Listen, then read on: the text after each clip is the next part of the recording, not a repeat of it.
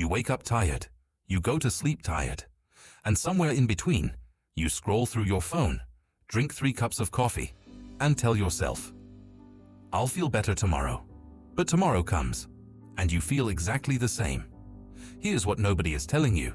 Your fatigue has nothing to do with how many hours you slept. There was a samurai who once said, "Exhaustion is not the absence of energy. It is the presence of a life lived without direction." And when I first read that line, it stopped me completely. Because what if the reason you're always tired isn't your body? What if it's your mind, slowly suffocating under the weight of a life you haven't chosen?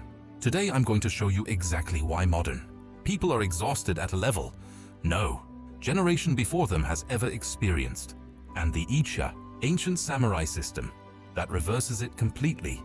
This isn't a sleep hack video. This isn't about supplements or morning routines. This is about something far deeper. Stay until the end, because Chapter 4 will permanently change how you understand your own energy. Chapter 1. The Real Enemy. Let me tell you about a man named Kenji. Kenji was 32 years old, software engineer, good job, nice apartment. By every external measure, successful.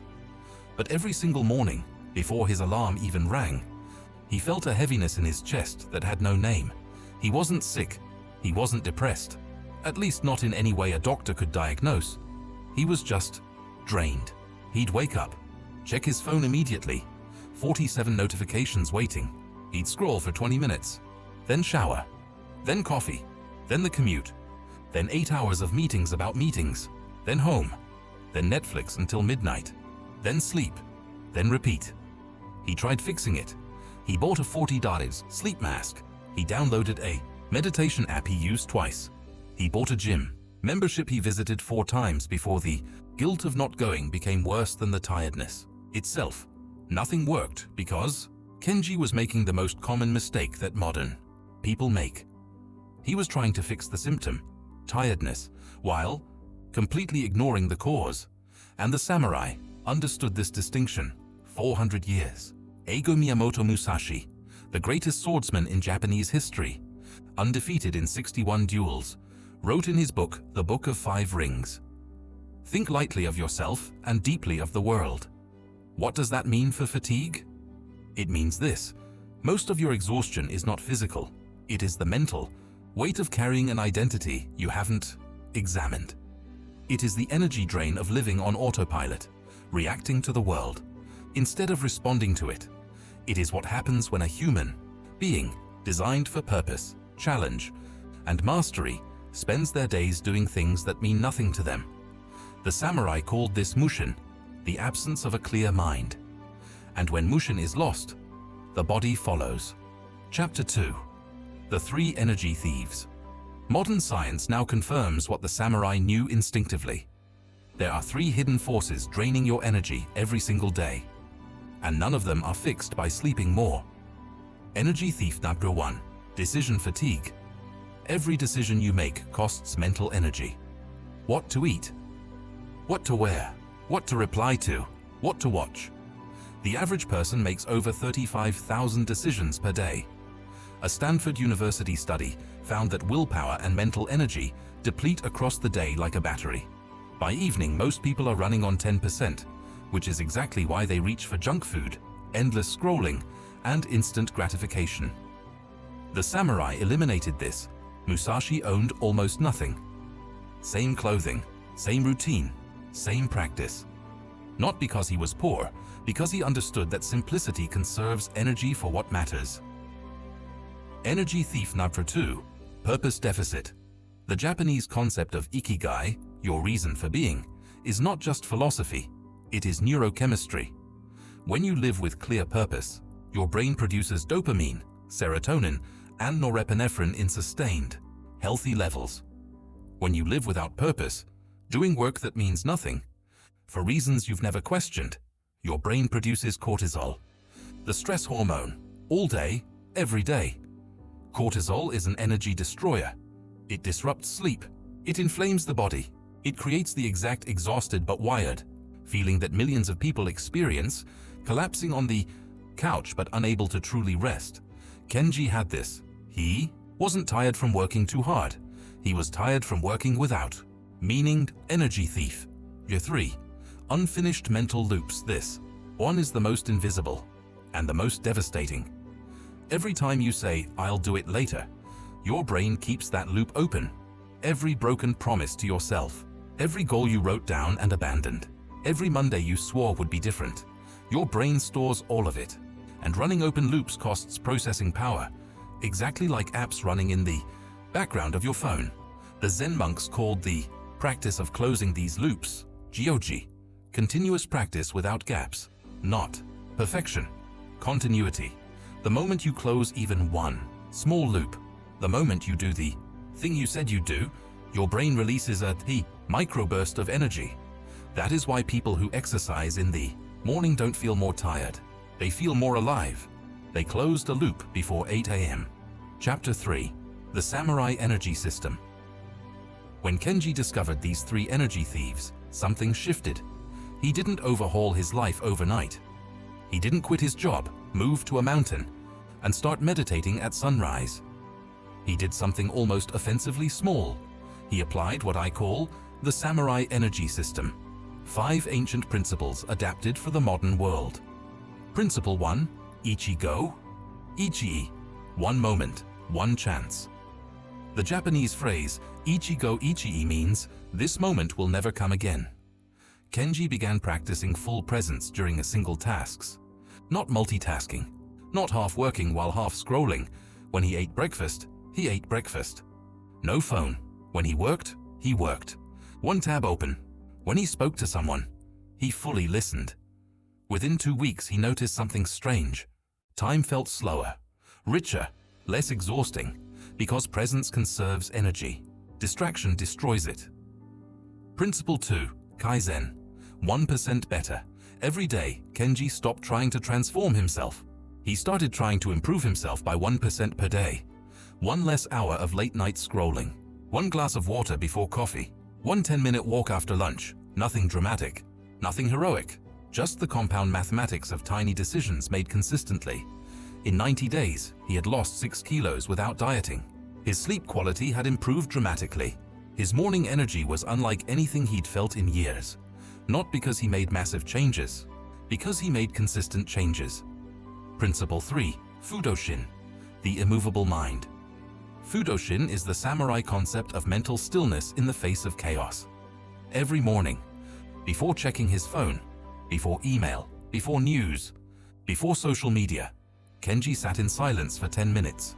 Not guided meditation, not an app, just stillness. This practice, backed by extensive neuroscience research, reduces cortisol production, resets the prefrontal cortex, and effectively recharges the brain's decision-making capacity. Kenji called it his 10-minute armor. Before the world could drain him, he filled himself first. Principle 4. Ma. The power of empty space. Japanese aesthetics contain a concept called ma, the beauty and power of empty space. In music, it is the silence between notes. In architecture, it is the empty room that gives meaning to the walls. In life, it is the unscheduled time that allows the mind to recover. Kenji began scheduling nothing. 30 minutes per day of deliberate emptiness. No podcast, no content, no productivity. Just walking, looking at trees, sitting on a bench. Modern neuroscience calls this the default mode network, the brain's recovery state. When activated, it consolidates memory, processes emotions, and regenerates cognitive energy. You don't recharge by doing more. You recharge by doing nothing, intentionally. Principle 5. Gambaru. Endure without complaint. Final principle is the hardest. Gambaru. The Japanese concept of perseverance is not about pushing through pain with gritted teeth and motivational quotes. It is quieter than that. It is waking up when you don't want to, doing the small thing when the small thing feels pointless, enduring the ordinary days, because ordinary days, strung together with discipline, become extraordinary years. Kenji had days when everything fell apart, days when he ate badly, skipped his walk, stayed up too late. But the next morning, without drama, without self-punishment, he simply began again. That is Gambaru. Not the absence of failure, the presence of continuation. Chapter 4. The identity shift. 6 months after that first small change, Kenji sat in his apartment on a Sunday morning. He'd woken up naturally, before his alarm. He'd made tea. He'd sat in silence for 10 minutes. He'd gone for a 30-minute walk along the river, and as he sat watching the light move across the water, he realized something. He wasn't tired anymore, not just physically. Something deeper had shifted. He thought back to the version of himself that used to lie in bed scrolling for 40 minutes before finding the will to stand up. That person wasn't lazy. That person wasn't broken. That person was simply running on the wrong operating system. A University of London neuroscientist studying identity and behavior found something remarkable. When humans shift their identity rather than their habits, when they stop saying, "I'm trying to be disciplined," and start saying, "I am a disciplined person," the brain restructures its reward pathways entirely. Habits maintained by willpower require constant effort. Habits built into identity become effortless because they are no longer choices. They are simply who you are. Kenji didn't try to become energetic. He became someone for whom energy was a natural state. He didn't try to stop being exhausted. He became someone who didn't create exhaustion in the first place. And this is the shift that almost no productivity video will tell you, because it can't be sold as a 7-day challenge. It can't be packaged as a supplement. It takes months of boring, unglamorous, consistent small choices. But on the other side of those months, you wake up and the tiredness is gone. Not the physical kind. That was never the real problem. The existential tiredness, the bone-deep feeling that you are not living the life you were meant to live. That tiredness dissolves when your actions align with your identity, when your days carry meaning, when you close your loops instead of accumulating them. Chapter 5. Your first step. If you've made it here, something in this resonated with you. Maybe you recognize Kenji. Maybe you recognize yourself in that morning heaviness with no name. Here is what I want you to do. Not tomorrow, today. Choose one loop to close. One small promise you've been making to yourself and breaking. Wake up 20 minutes earlier. Drink water before coffee. Put the phone in another room at night. Walk for 10 minutes after dinner. One thing, so small it almost feels meaningless. Do it today. Do it tomorrow. Do it for 14 days straight. Don't add anything else. Don't try to transform your life this week. Just close one loop. Because here is the truth the samurai knew, and that modern science confirms. The war against exhaustion is not won in the gym or the sleep clinic or the supplement aisle.